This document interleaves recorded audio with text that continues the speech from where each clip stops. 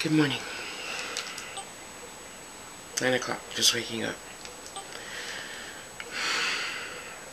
Boy, I tell you, I had to hurry up and get up and do this video so that I would remember the dream that I just had. Wow, it was so deep. Okay.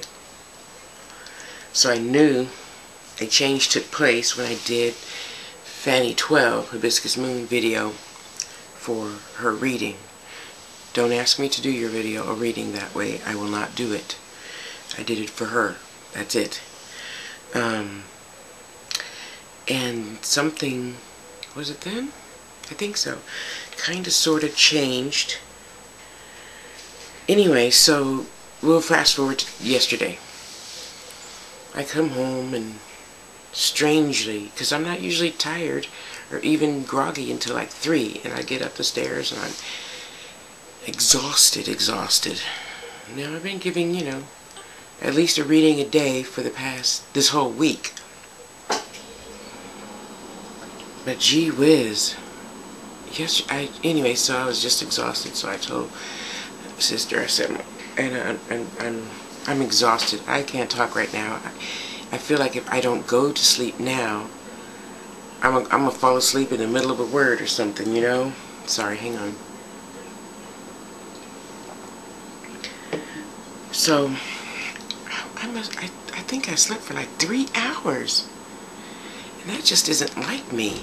And even when I woke up, I still wanted to go back to sleep, but I just can't do that. I can't, but it's too much stuff pile up. So I got up, did my one little chore for the day.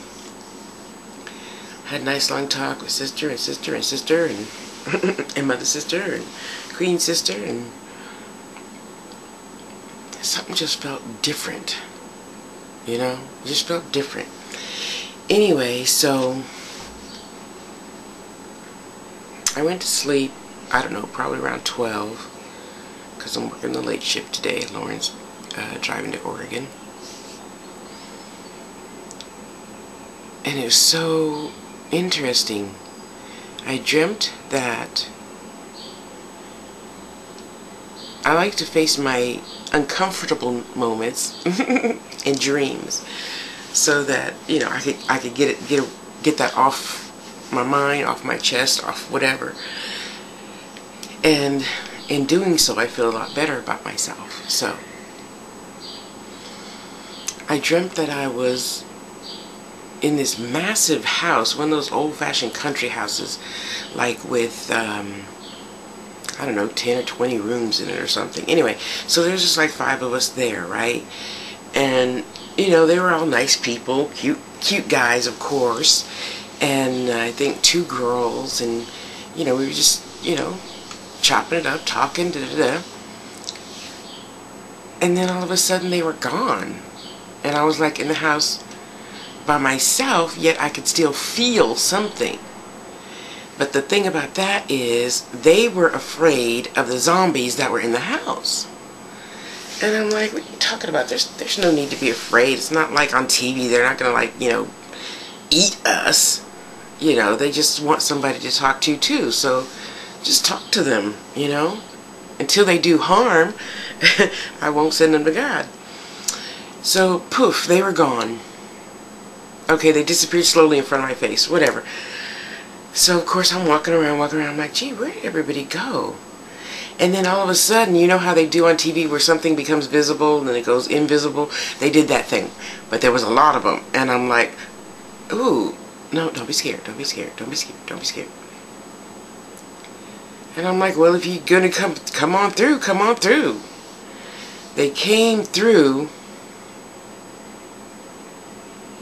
and they were all zombies. And I'm like, don't be scared. Don't be scared. And I'm like, and then the people that I was just talking to were zombies. And I'm like, wait a minute, if I'm seeing all you guys, does that mean I'm on the other side now? Yeah. And I'm like, am I really on the other side? But I could sense that I wasn't totally there. What I sensed was the opportunity to go.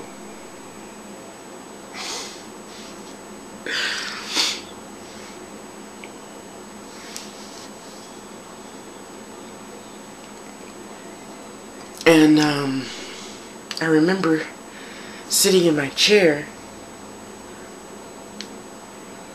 when I was right before I went to sleep yesterday, thinking, I have never been this tired before.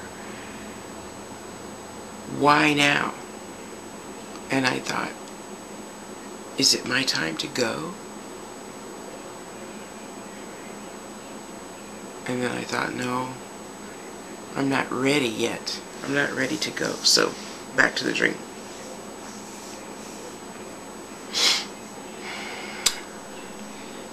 So I told them, I said, well, the baby Aries that I am, we'll just have fun first. And then, you know, I'll cross over later. So they were just walking and talking and partying, but, you know, the faces, they wasn't distorted as it was in TV, you know, it wasn't like that. But it was distorted a little bit, like the character in Mask, let's say. They were all about that level, but different features and whatnot. Shoot, I learned a lesson. I should have just got up and videotaped it then. I learned a lot of lessons last night in those two dreams, because of course I'm paranoid, past sleeping, past time, so I had to get up. Thank God I slept at least till 7, which is really good for me. Anyway, calmed down, went to the bathroom, went back to bed, kept dreaming. So now these people, we're running from room to room, having fun like big kids, you know. Well, look at this room, look at this room. Well, this room has this room. Well, what do I do? And one of the girls, she was still kind of afraid about being on the other side. And I'm like, what are you afraid for? You can just think anything and do anything, and it's gonna be fine. What are you crying for? This is great. And then I'm looking at myself, because I'm like, do I look like a zombie? But of course I was still in my body in the dream, so I couldn't see myself. So I only saw them. So anyway, you know, this one cute boy, and you know, we're hugging and kissing him and moping and groping and stuff. and I thought to myself, oh yeah, I'm in a dream. I could have great sex, huh? Well, if you had a dream, wouldn't you? If you knew you were in a dream and you were having lucid dreams, wouldn't you? Well, I would, because, you know, I don't care about money and stuff. So we were groping and oogling and ogling and stuff like that, and then poof, all of a sudden I'm in the kitchen, and then I'm like, oh, that's why I couldn't see you guys at first, but I knew you were there. So that's why that old man back in the house, downstairs in the kitchen or whatever, he thinks we're here to hurt him. We should go tell him we're not here to hurt him. And they're all looking at me like, what are you talking about? I said, anyway, I'm going to go tell him we're not here to hurt him. Okay, so we go, and I try to tell him that. Of course, he's just scared shitless, so I'm like, okay, forget that. So, in my head, I'm telling myself, okay, Tasha, you got to make a video on thoughts are things and words are things, because you get exactly what you say, you get exactly what you think. So, of course, I thought myself up a cute, a cute young man. Okay, not too young, you're 30, and I said, wow, I have to tell so-and-so about this. Oh, she's not going to believe me. I don't know why I thought that, because I know I can believe in myself and think whatever I want into fruition, you know, just like I thought all the stuff that you guys give me into fruition. I need this. I put a picture up, I got it. Take the picture down, put a new picture up, you know. I mean, that energy is so powerful. It carried over to my dreams, as you can see. I mean, unless you think I'm lying about this. And if you do, turn the video off now. Anyway, so I said, oh gosh, I gotta remember to tell her I gotta send the link to the video to her. And I'm thinking all this while I'm walking down this massively long, it was like a hotel hallway. And you know, everybody in there was no doors really on any of the rooms. I love that. You know, I'm a big freak. I just don't talk about it much anymore. And I go in that room and we'd be talking about, you know, baseball, go in the other room. So I thought, you know, I want to manifest, you know, someone just hugging me and kissing me. But I want him to be, you know, really metaphysical and da-da-da. And sure enough, I don't know, he probably was, I don't know, 6'2", dark hair. And it was so funny because his skin was olive, a little bit darker than olive, a little bit lighter than me, complexion, but he had those silver blue eyes that always make me think of spirits. You know, there's a couple of actresses on TV with just silver eyes, and they look like they're blind or something, I don't know. Anyway, so he had that, and so we were just thinking in our head now, together, which is of course what I want in my ultimate relationship, not to have to talk at all. So we were talking, and he's, well, what are you interested in? And then he was peering into my head, and I was peering into his head, and he was a teeny bit distorted, not very much. He just had like 3, I don't know, big bubbles on his face or something, I don't know. So we were holding hands and walking down the hall, and we were just thinking thoughts back and forth to each other, you know. And then, excuse me, and then I thought, let's go flying. Okay, and then the bad zombies appeared behind us. And I'm like, what are they doing? They said, oh, they think that they still have to fight for their territory. They don't know any better. And I'm like, okay. And then poof, we were outside on the front porch. And it was like an old gang in the 50s. They were on that side, this was on this side, and we were on the porch. A whole bunch of the good zombies of us were on the porch. And so I just looked at him, and he looked at me. And then somebody said go. So we're all rushing towards the other guys, trying to fight them. So I'm leaving something out. Anyway, I'll do another video. So when I got to my zombie, he was a, you know, big guy. He appeared to be Latin, and I said, I'm not going to fight you. I don't think that that's necessary. But we can have sex instead. So he's like, and for some reason I distinctly remember I kept bumping his tooth, and I'm looking in his mouth, and he had one really massively crooked tooth, unlike my tooth. It was massively crooked, so I kept biting. I said, could you just kiss slower, please? And it was a fun experience, let me tell you that. Ooh, I'll remember that one for a long time. I need a cigarette after that dream.